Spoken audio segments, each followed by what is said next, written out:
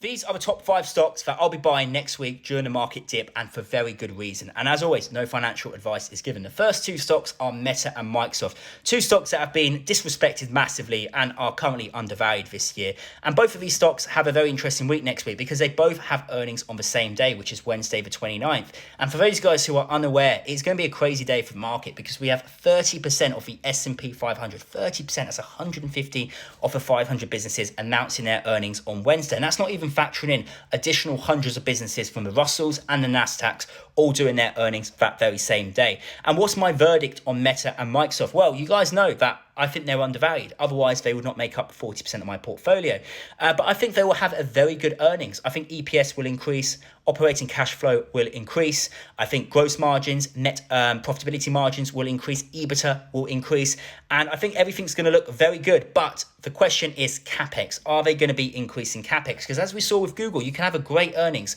But the moment you tell the stock market that you are going to be spending more money so you can make more money, but that's something that the stock market doesn't seem to understand, that is allegedly a bad thing. It's a little bit like my football team. If my football team went out there and said they are spending £150 million this transfer season, I'm going to be very happy because that shows good intention, that shows good intent, and that shows that they are serious about winning silverware. Well, that is the same thing we should do as investors when it comes to these businesses.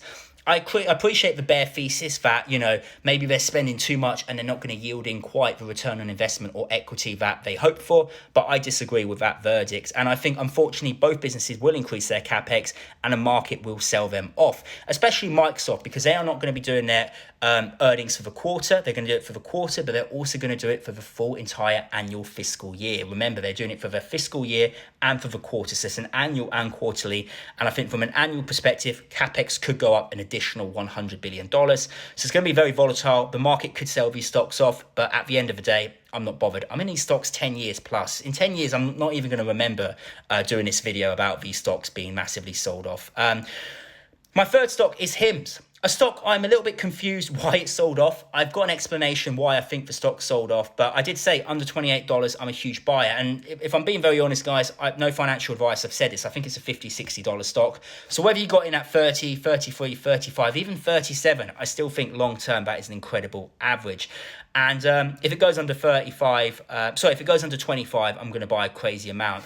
Why did the stock sell off? Well, it had a very good week last week. And it's a bit funny, isn't it, that the day my ban got lifted on TikTok, Hims went up 14% that day. Maybe your boy was on the FDA panel. Maybe that was why I was gone for a week. No, my honest theory with Hims is they had a great announcement, obviously, with peptides. It's still subject to final approval from the FDA, where they're going to review it. But obviously, the biggest peptides got approved. And I'm actually surprised because I was hoping best case scenario, 3 out of 7 compounding peptides get approved. We got 6 out of 7. I mean, this isn't a home run. This is a grand slam home run. And Amlodipine, which is the last one, I mean, that's not even that important. I'm surprised that was even on the list. But BPC 157, TB 500, MOTCC and KVS all got approved. Obviously BPC 157 and TB 500 being the most important ones. So very happy with that. And why did it sell off? Well, most stocks follow what's called price action. Price action is basically a column in the market on a technical basis that these stocks fluctuate. They have what's called support and they have what's called resistance. I'm sure most of us know. Support is the bottom beam. It's usually when stocks hit and then they rebound. And the reason they sort of stay at these levels and bounce off is because there's a lot of volume of buying. There's a lot of green candles. There's a lot of institutions, retails buying, doing leap options, doing 2-3x leverage options. People are very bullish at a certain price, and we call this support. This is when the whole community comes in and buys. But you've also got a paradox on the other end called resistance. It's when stocks can't break out because people are shorting it at these levels, knowing it's going to go back towards the lower price action and going back to support, or whether people are maybe selling it, taking profits. There's 101 reasons why stocks stay in this column. And my best example would be only look at SoFi. Look at SoFi. It's got support at 15, but the more smaller noticeable support recently is $16.50, and it can't break resistance resistance at 19.50.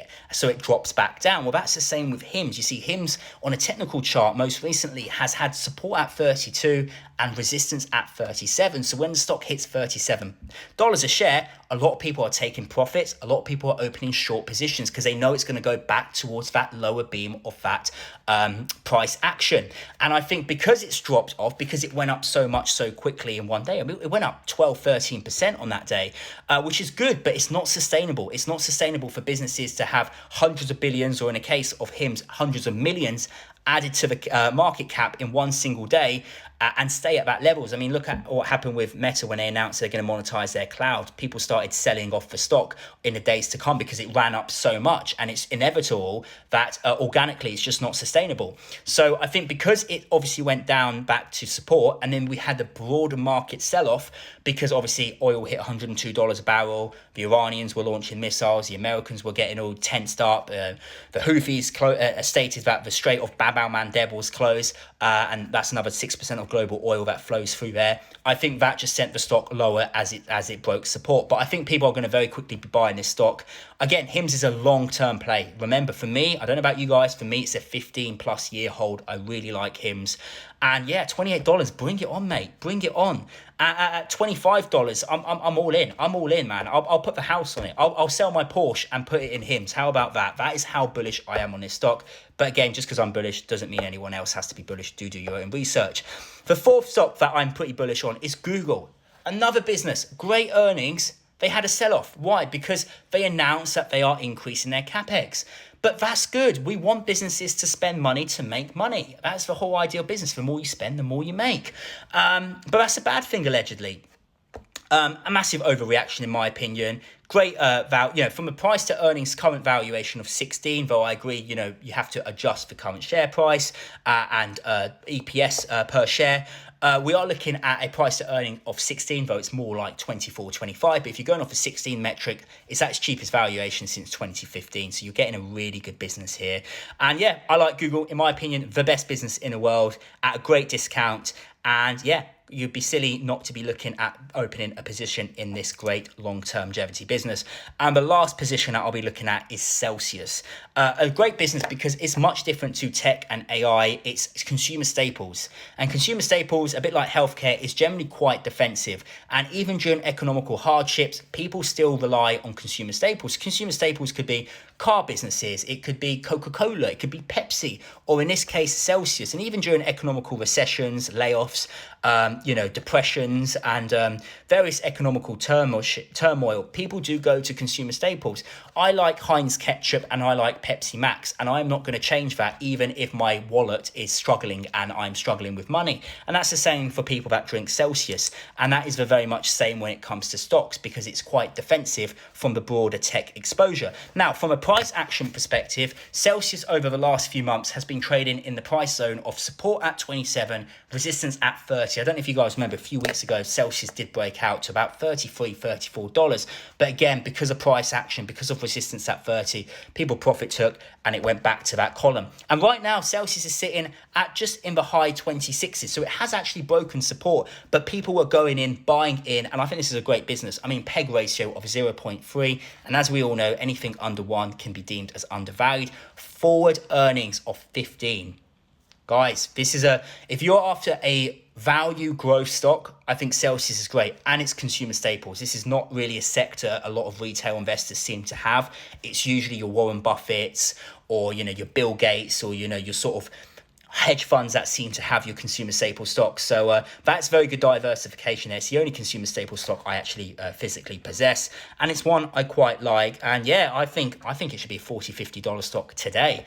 And analysts have it at around $62, 12-month price target, though I do sort of take what analysts say with a pinch of salt. I mean, these guys did say AMD was going to be 280 by the end of this year and Micron 700. And we were at over double with AMD, and at one point we're almost over double with Micron. But yeah, very bullish on Celsius, very bullish on Google, very bullish on HIMS, as you guys know, and then Meta and Microsoft. They are the stocks that I'm looking at. And I'll be honest, even at current levels right now, I think they are cheap. But you know what? If they can go lower, I can get even more bang for my buck and I'll be happy. But there's a lot of great bargains on the market at the moment, but they are my stocks that I am keeping the most intensive sort of outlook on and the most amount of attention to detail in which I am paying to. As always, guys, no financial advice is given. Thank you kindly. See you guys.